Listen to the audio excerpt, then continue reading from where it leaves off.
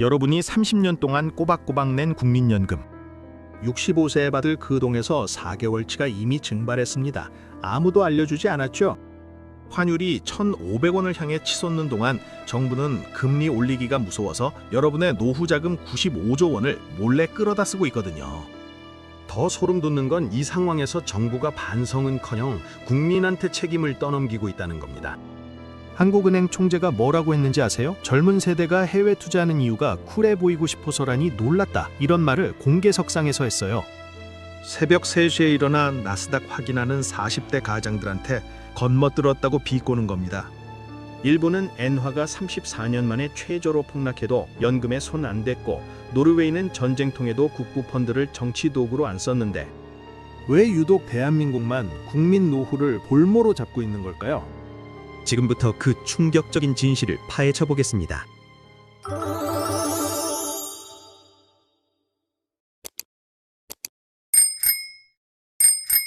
이 문제의 본질을 이해하려면 한국 경제가 안고 있는 시한폭탄부터 직시해야 합니다. 바로 1,800조 원이 넘는 가계부채예요. 이게 얼마나 심각한 수준이냐면 GDP 대비 가계부채 비율이 100%를 훌쩍 넘어서 전 세계에서 손꼽히는 수준이거든요. 쉽게 말해서 한국인들이 1년 동안 벌어들이는 돈을 전부 합쳐도 진 빚을 다 갚지 못한다는 뜻입니다. 이 어마어마한 빚더미가 지금 대한민국 경제의 발목을 잡고 있는 거예요. 이 빚의 상당 부분이 어디서 나오는지 아시죠? 부동산입니다. 집값이 오를 거라는 기대감에 영끌, 비투라는 신조어까지 만들어가며 무리하게 대출받아 집을 산 사람들이 수두룩해요. 문제는 이들이 금리 인상을 버틸 체력이 전혀 없다는 겁니다. 금리가 1%만 올라도 이자 부담이 수십조 원씩 늘어나는 구조거든요. 이미 원리금 상환에 허덕이는 가구가 수백만에 달하는데 여기서 금리까지 올리면 어떻게 되겠습니까? 여기서 정부의 딜레마가 시작돼요. 지금 미국 기준금리는 4.25%에서 4.5% 수준인데 한국은 3%에 머물러 있습니다. 금리 차이가 1.5%포인트 가까이 벌어져 있으니 돈은 당연히 이자를 더 많이 주는 미국으로 흘러가겠죠. 여러분이 투자자라고 생각해보세요. 한국에 돈을 넣으면 3% 받고 미국에 넣으면 4.5% 받는데 어디에 넣겠습니까? 당연히 미국이잖아요. 그러니 외국인 자금이 썰물처럼 빠져나가고 달러가 귀해지니 환율이 치솟는 건 너무나 당연한 이치입니다. 경제학 교과서대로라면 답은 간단해요. 우리도 금리를 올리면 됩니다. 미국과 금리 격차를 줄이면 자금 유출을 막을 수 있고 환율도 안정시킬 수 있거든요. 그런데 한국은행은 금리를 올리지 못합니다. 아니, 정확히 말하면 안 올리는 거예요. 금리를 올리는 순간 영끌족들이 이자를 감당하지 못해 집을 내놓기 시작할 테고 매물이 쏟아지면 부동산 가격이 폭락하거든요. 정부와 정치권 입장에서 집값 하락은 곧 표이탈, 선거 패배를 의미합니다. 그래서 금리를 못 건드리는 거예요. 그래서 정부가 선택한 게 뭐냐면요. 금리는 건드리지 않으면서 환율만 어떻게든 막아보겠다는 기형적인 전략이에요. 이게 얼마나 앞뒤가 안 맞는 정책인지 아시겠습니까? 금리를 낮게 유지하면 돈이 빠져나가고 환율이 오르는 건 당연한 건데 그 결과는 싫고 원인은 고치기 싫다는 거잖아요. 마치 다이어트는 하기 싫은데 살은 빠졌으면 좋겠다는 것과 뭐가 다릅니까? 문제는 환율을 막으려면 달러가 필요한데 외환 보유액을 직접 쓰자니 국제시장에서 한국 외화 바닥났나 보다 하고 의심받을까 봐 두렵거든요. 외환 보유액 감소는 곧 국가 신용도 하락으로 이어지니까요. 1997년 IMF 사태 때 외환 보유액이 바닥나면서 나라가 어떻게 됐는지 우리 모두 기억하잖아요. 그래서 정부는 외환 보유액은 최대한 아끼면서 다른 방법을 찾기 시작했습니다. 그래서 정부가 눈독 들인 게 바로 국민연금입니다. 국민연금은 해외 투자 비중이 높아서 달러를 많이 보유하고 있거든요. 전체 기금의 절반 가까이가 해외 자산이에요. 정부 입장에서는 이게 아주 탐스러운 먹잇감으로 보인 거예요. 뉴스에서 외환 스와프니, 전략적 환해지니 하는 복잡한 용어들 들어보셨을 텐데 본질은 아주 단순합니다. 국민연금이 가진 달러를 환율 방어에 동원하겠다는 거죠. 여러분의 노후 자금을 정부가 마음대로 가져다 쓰겠다는 겁니다. 다른 나라들은 비슷한 상황에서 어떻게 했는지 한번 비교해 볼까요? 터키 사례를 먼저 보겠습니다. 에르도안 대통령이 경제학 상식을 완전히 무시하고 인플레이션이 치솟는데도 금리를 오히려 내리는 기행을 저질렀을 때 터키 리라화는 그야말로 휴지 조각이 됐습니다. 리라 가치가 1년 만에 40% 넘게 폭락했고 물가는 85%까지 치솟았어요. 시민들은 빵 사려고 새벽부터 줄을 섰고 월급 가치는 한 달도 안 돼서 반토막이 났습니다. 중산층이 하루아침에 빈곤층으로 추락하는 참사가 벌어진 거예요. 반면 일본은 어땠을까요? 엔화가 달러당 160엔까지 폭락하며 34년 만에 최저치를 기록했을 때도 일본 정부는 연금 기금에 절대 손대지 않았어요. 대신 외환 시장에 직접 개입해서 9조엔, 우리 돈으로 80조 원 넘는 돈을 쏟아부었습니다. 전공법을 택한 거죠. 물론 개입 효과가 제한적이었고 엔화는 계속 약세를 보였지만 적어도 국민 노후 자금을 볼모로 잡지는 않았어요. 연금은 연금 본래의 목적대로 운용하고 환율은 환율대로 따로 대응한 겁니다. 노르웨이 국부펀드는 더 극단적인 사례입니다. 세계 최대 규모인 1.4조 달러, 우리 돈으로 2천조 원이 넘는 기금을 운용하는데 정치권에서 절대 손을 못 대게 법으로 막아뒀어요. 아예 헌법 수준으로 보호하고 있거든요. 러시아와 우크라이나 전쟁으로 에너지 가격이 폭등해서 천문학적 수익이 났을 때도 정부가 그 돈 좀 쓰자고 했다가 여론의 문매를 맞았습니다.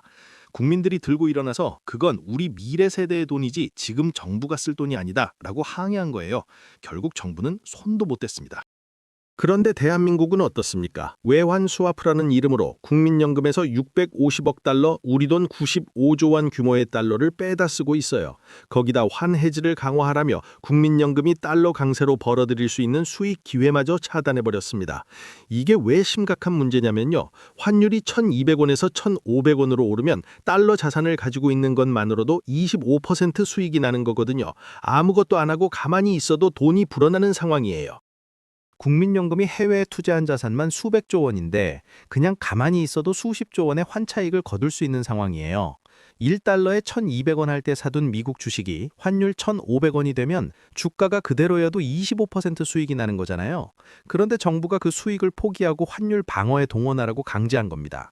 국민연금이 마땅히 벌어들여야 할 막대한 수익 기회를 정부가 틀어막은 거예요.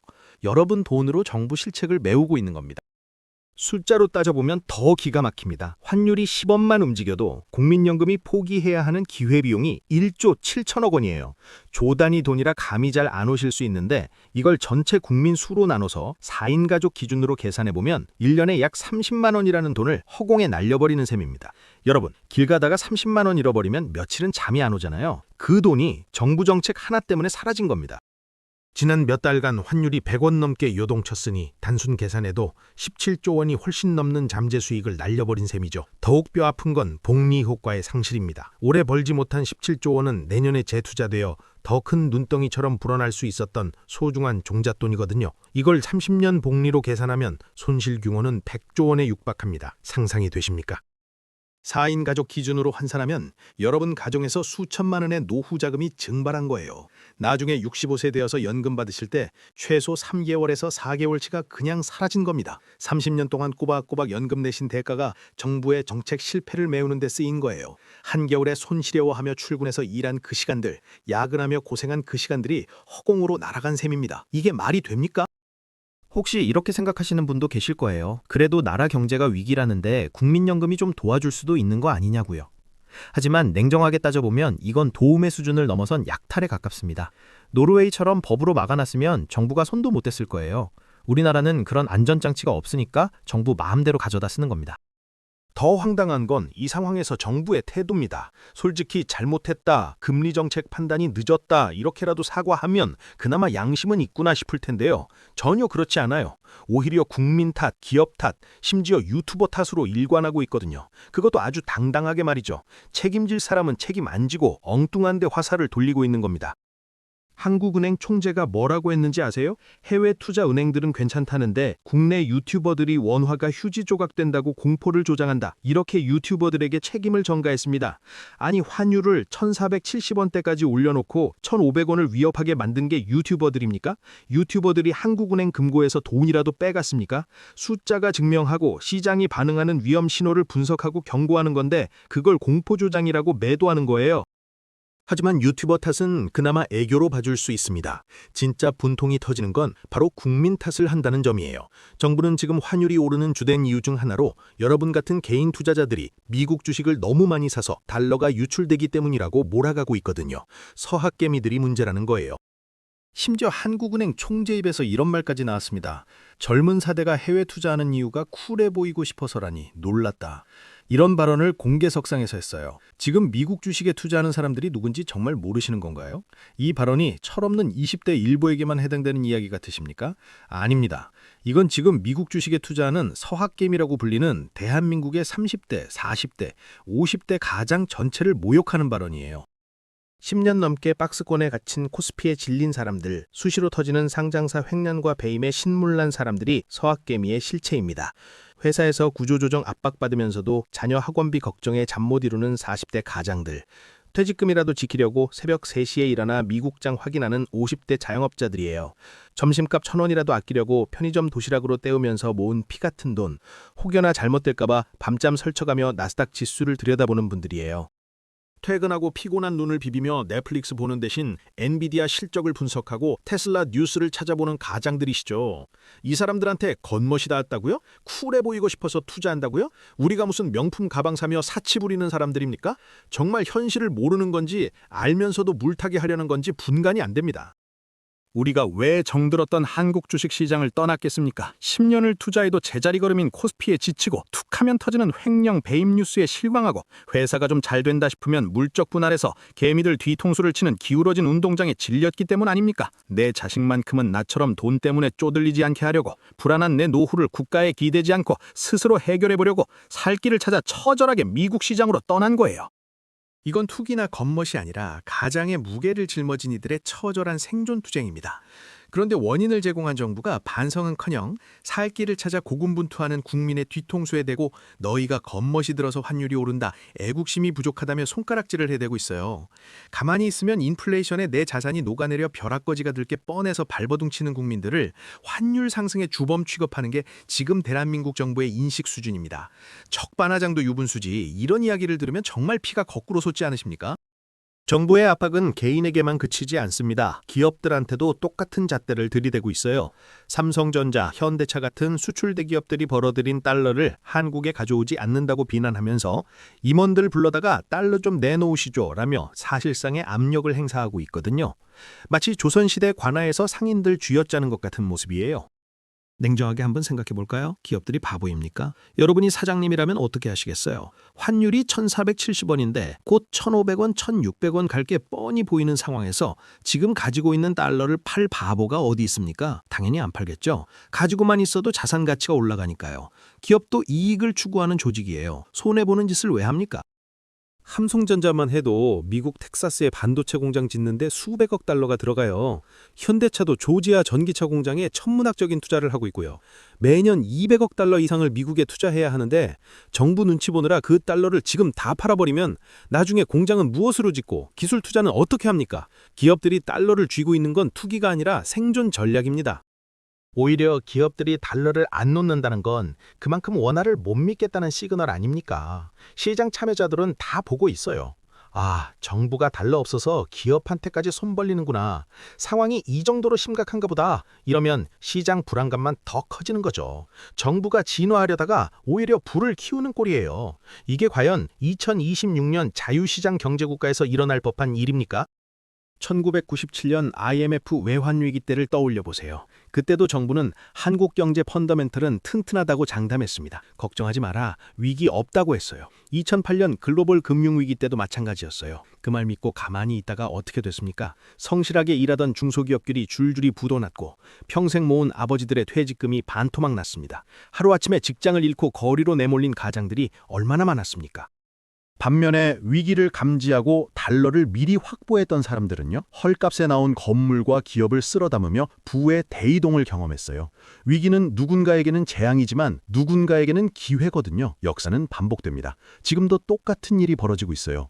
환율이 1,500원을 향해 가는 이 순간 원화 월급만 받는 90%의 국민들은 실질 구매력이 깎여나가고 있습니다. 마트에 한번 가보세요. 수입 과일, 수입 고기, 커피 원두, 밀가루, 식용유 다 올랐습니다. 휘발유 가격도 슬금슬금 오르고 있고요. 대한민국은 에너지의 90% 이상, 식량의 절반 이상을 수입에 의존하는 나라예요. 환율이 오르면 이 모든 게 다 오릅니다. 여러분 월급은 그대로인데 살 수 있는 게 점점 줄어드는 거예요. 경제학에서 이걸 실질소득 감소라고 하는데 쉽게 말해 눈에 안 보이게 가난해지고 있는 겁니다. 월급 300만 원 받는 직장인을 예로 들어볼게요. 환율이 15% 오르면 수입 물가도 그만큼 뜁니다. 숨만 쉬어도 나가는 식비, 전기료, 가스비, 대출이자가 급증하면 어떻게 되겠습니까? 월급 명세서에 찍힌 금액은 그대로인데 실제로 쓸 수 있는 돈의 가치는 250만 원 수준으로 줄어드는 거예요. 월급이 깎인 건 아닌데 쓸 수 있는 돈은 줄어든 거죠. 여기에 국민연금까지 털리고 있으니 이중고, 삼중고입니다. 지금 손해보는 것도 억울한데 나중에 연금 받을 때 몇 달치가 사라져 있을 거라니 생각만 해도 분통이 터집니다. 정부는 이게 일시적 현상이라고 합니다. 외환 보유액 충분하다고요. 근데 한 달에 20억 달러 넘게 까먹으면서 하는 말이 그겁니까? 외환 보유액 줄어드는 속도 보면 1년이면 250억 달러 넘게 사라지는 거예요. 지금 속도로 계속 쓰면 몇 남 못 가서 바닥납니다. 진짜 위기는 숫자에 있지 않아요. 정부가 위기를 인정하지 않는다는 것, 그게 가장 큰 위기입니다. 잘못을 인정해야 고칠 텐데 남 탓만 하고 있으니 상황이 나아질 리가 없잖아요. 우리는 더 이상 속아서는 안 됩니다. 국가를 믿고 기다리라는 말만 듣고 있다가는 정말 큰일 납니다. 세월호에서 가만히 있으라는 방송 믿고 있다가 어떻게 됐습니까? 스스로 움직인 사람들만 살아남았어요. 그럼 이 상황에서 우리는 어떻게 해야 할까요? 정부가 알아서 해주길 기다리면 안 됩니다. 역사가 증명하고 있어요. 위기 때마다 정부 말 믿고 가만히 있던 사람들은 손해받고 스스로 움직인 사람들은 자산을 지켰습니다. 내 자산은 내가 지켜야 해요. 가능하시다면 자산의 일부를 달러로 가지고 계시는 게 좋겠어요. 달러도 완벽한 자산은 아니지만 원화가 먼저 망하지 달러가 먼저 망하지는 않거든요. 부동산 시장이 무너질 때 그나마 강남 아파트가 버티는 것처럼 암호화폐 시장에서 비트코인이 대장주로 살아남는 것처럼 화폐 시장에서는 달러가 원화보다 훨씬 더 안전한 피난처예요. 대한민국이라는 배가 흔들릴 때 최소한의 구명보트는 달러와 실물 자산이 될 겁니다. 워런 버핏이 왜 현금을 쌓아두겠습니까? 위기에 대비하는 거겠죠. 정부가 달러 사지 마라, 환전하지 마라 할 때가 언제인지 아시나요? 바로 달러가 가장 필요하고 귀할 때입니다. 그들의 말과 반대로 행동하는 게 역사가 증명한 생존법이에요. 매일 환율, 금 시세, 비트코인 가격 정도는 체크하시는 습관을 들이세요. 거창하게 공부할 필요 없어요. 스마트폰으로 날씨 보듯이 잠깐 확인만 하시면 됩니다. 아침에 일어나서 날씨 확인하듯이 이 세 가지 가격만 검색해 보세요. 흐름을 아는 것과 모르는 것 정말 하늘과 땅 차이거든요. 그 몇 초가 나중에 여러분 자산을 지켜줄 수도 있습니다. 원화로 고정된 개인 연금 상품은 다시 한번 점검해 보세요. 지금의 100만 원이 20년 뒤에 어떤 가치를 가질지 아무도 모릅니다. 지금의 100만 원이 나중에는 짜장면 한 그릇 값이 될 수도 있지 않을까요? 인플레이션 방어가 안 되는 금융상품은 노후를 지켜주지 못할 수도 있어요. 화폐 가치가 이렇게 급격히 떨어지는 시기에 원화 표시 상품만 믿고 있으면 안 됩니다. 그리고 제발 퇴직금으로 자영업 창업은 하지 마세요. 지금 대한민국 내수시장은 붕괴 직전입니다. 소비자들이 지갑을 닫고 있는데 가게 차려봐야 적자만 쌓여요. 특히 편의점, 치킨집, 카페 같은 건 생각도 하지 마시길 바랍니다. 연금도 못 받게 생겼는데 퇴직금으로 가게나 하나 차려볼까라는 생각이 드신다면 당장 그 생각을 멈추세요. 퇴직금마저 날리면 정말 답이 없습니다. 유튜브에서 월 1,000만 원 벌게 해준다는 강의 파는 사람들 절대 믿지 마세요. 국민연금 고갈된다고 공포심리 자극하면서 자기 강의 사야 만드는 사람들 천지거든요. 진짜 그렇게 돈 벌기 쉬우면 왜 남한테 알려줍니까? 자기가 조용히 벌면 되지. 공포 마케팅으로 여러분 주머니 털려는 사람들이에요. 그들의 화려한 수익 인증 뒤에 숨겨진 진실은 결국 강의 판매 수익이거든요. 절대 그들의 먹잇감이 되지 마세요. 지금 이 순간에도 여러분이 낸 연금이 정책 실패를 메우는 데 쓰이고 있습니다. 화가 나시나요? 억울하시나요? 우리가 알고 있다는 걸, 두 눈 부릅뜨고 지켜보고 있다는 걸 보여줘야 합니다. 그래야 함부로 못해요. 이 사실을 주변에 널리 알려주세요. 가족한테도, 친구한테도, 동료한테도 알려주셔야 합니다. 우리가 알고 있다는 것을 그들에게 보여줘야 해요. 오늘 영상이 혼란스러운 경제 상황 속에서 여러분의 소중한 자산을 지키는데 조금이라도 도움이 되셨으면 좋겠습니다. 끝까지 들어주셔서 감사합니다.